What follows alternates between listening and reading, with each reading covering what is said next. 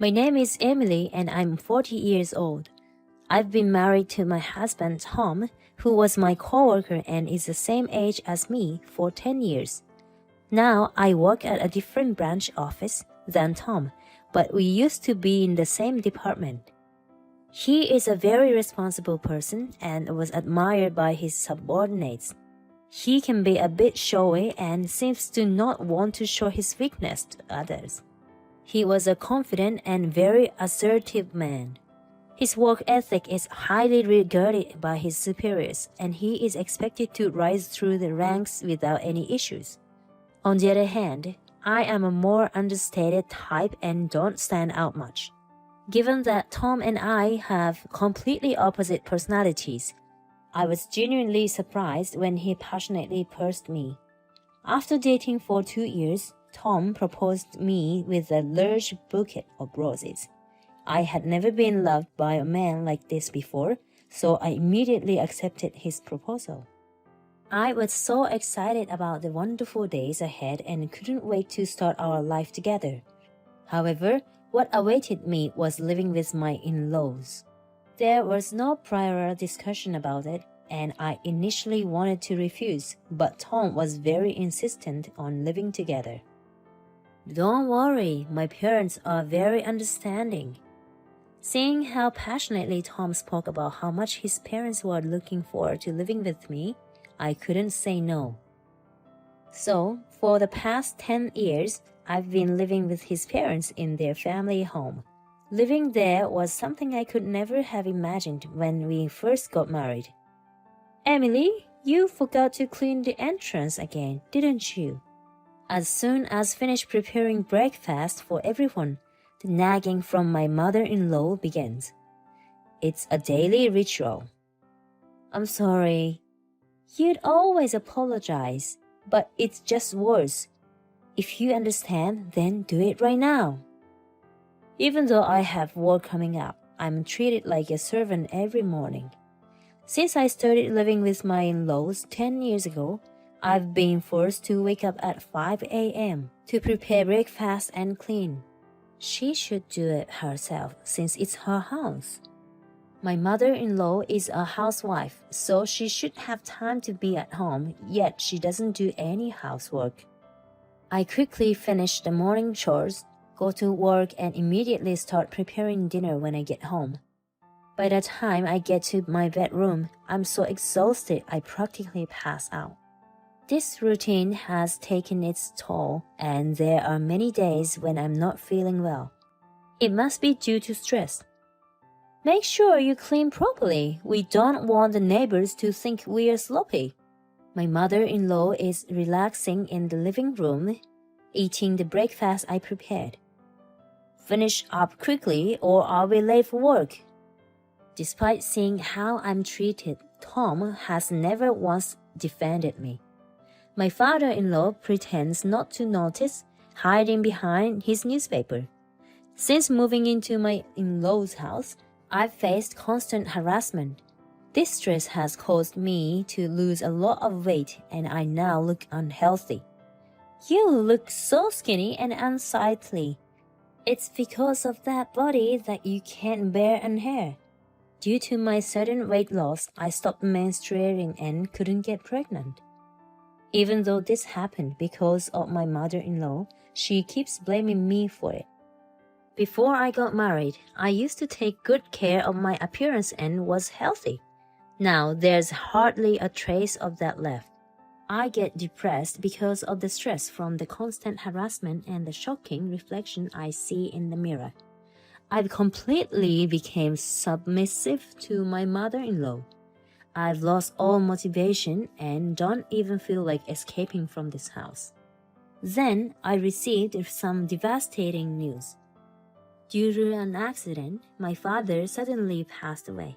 Because stating my desire to visit my parents' home would result in a backlash from my mother-in-law and husband, I hadn't visited in a long time. Receiving the news of my father's death filled me with deep regret that I hadn't seen him more often. My parents' home is only about an hour's drive from my in-laws.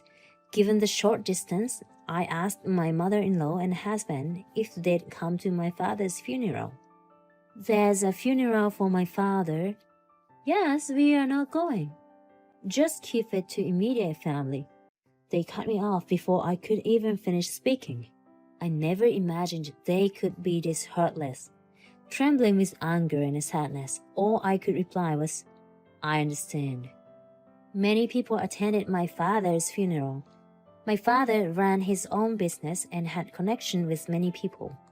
Seeing everyone at the funeral in tears, I realized just how much my father was loved. Emily, it's been so long, but why have you lost so much weight? After not seeing me for a while, my mother was shocked by my emaciated appearance. Well, it's just been a bit tough. Is it an illness? I couldn't bear to lose you too. My mother seemed to think I have some disease and began to cry. Given my father's recent passing, her reaction was understandable. It's not an illness, please don't worry. I tried to calm my distressed mother and we took a break in a waiting room. If it's not illness, then what happened? Memories of the exchanges with my mother-in-law and Tom come flooding back. Even after learning about my father's death, they didn't offer a single word of comfort. Feeling a growing anger inside, I decided to tell my mother about my life at the in-laws. The truth is, I'm being harassed by my in-laws. It's just been draining me. As I spoke, looking down, my mother peered into my face with concern. I'm glad it's not an illness, but this isn't any less worrisome. Is that why you haven't been visiting often? Yes. As I nodded, my mother handed me a piece of paper. Check this out for yourself and think carefully about what comes next. When I looked at the paper my mother handed to me, it turns out to be my father's will. Being meticulous in nature, my father had prepared a will just in case something happened. It included details about inheritance. Inheriting $1,400,000. $1,400,000? It's written right there. How you use it is up to you. The sum was so large, I was left wide-eyed. At the same time, I harbored the hope of terminating the cohabitation. I can build a house and leave the in-laws' place immediately. Thanks to the inheritance left by my father, my future looked brighter. I returned to my in-laws' home and continued my daily chores as usual. On days when I have plans, the house tends to get messier than usual. Without anyone to clean, it's inevitable.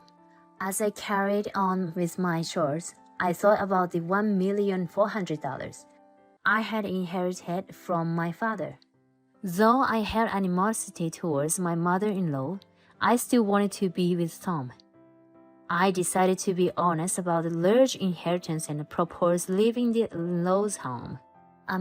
There's something I need to talk about. I began the conversation when it was just the two of us, after the in-laws had gone to bed. What is it? Well, it's about my father. Actually, I'm going to inherit his legacy. Oh, how much? The thing is, it's $1,400,000. When I revealed the amount, Tom seemed dumbfounded, likely due to the staggering sum. Wait, what did you say? I said, 1 million. Once Tom grasped what I said, he was overjoyed. He left that much for you. That's incredible. About how to use it, taking advantage of Tom's good mood, I broached the main topic. However, before I could elaborate further, Tom started saying something unimaginable. Then, we have to transfer that money to my mom's account right away. I didn't understand what my husband meant. It was so nonsensical, I thought he was joking. Wait, why? It's my inheritance. That's not how it works. I replied with a laugh, but my husband slammed the table. What are you joking about? Money inherited by the wife belongs to my mom, right? He probably didn't even realize he was saying something absurd. Seeing the seriousness in his eyes, I felt scared. I'm sorry, I don't really understand what you're saying. All I wanted was to discuss building a house for just the two of us. My husband wouldn't let me talk about it and insisted the inheritance was his mother's. That day, I was so shocked that I couldn't sleep easily. The next morning, while I was preparing breakfast, my husband and mother-in-law approached me with angry expressions. Emily, I heard about it. You inherited $1,400,000, but you won't give it to me. What do you think you're doing as a daughter-in-law? My mother-in-law had already heard about the inheritance from my husband, but the person who inherited it is me. Just transfer it to my parents' account now without arguing. The money from the daughter-in-law is our money, isn't it? The two seemed intent on forcibly obtaining the inheritance. No matter how much I resisted, they just kept accusing me. Thinking resistance was futile, I felt silent. Then my husband showed me a piece of paper. You're getting carried away because you got some money. What's with this attitude when I'm supporting you? If you don't change your mind, it's divorce. The paper he had was a divorce form. I've already signed it. Take this and go back to your parents' home. If you apologize properly, I might reconsider the divorce. I received the divorce form with all of my husband's sections filled out. Staring at the divorce form, memories flooded back. I was never supported in this house. I paid the same amount for living expenses as my husband did, and I was in charge of all the housework. Then never took care of me. And yet, the two of them always looked down on me. Now they were even trying to take my father's money. If I stayed here, I might be pressured into handing over the inheritance.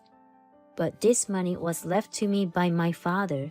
Being told to return home, I saw it as an opportunity. With the pre-filled divorce form, I now have the power to decide my future. I swore never to give them my father's inheritance and made a decision. That day after work, I returned to my parents' home. I'm home. Welcome back. Somehow I felt you might come back soon. My mother smiled warmly, welcoming my weary self. On the table was mother's home-cooked meal. I couldn't remember the last time I had someone else cooking. Taking a bite of the warm meal, tears came to my eyes from its delicious taste. Did you tell your husband about the inheritance? Yeah, and that's where things got complicated. I told my mother everything that my husband and mother-in-law had said to me. My mother was taken aback by the shocking content of the conversation. The inheritance is yours, and you decide how to live your life from now on.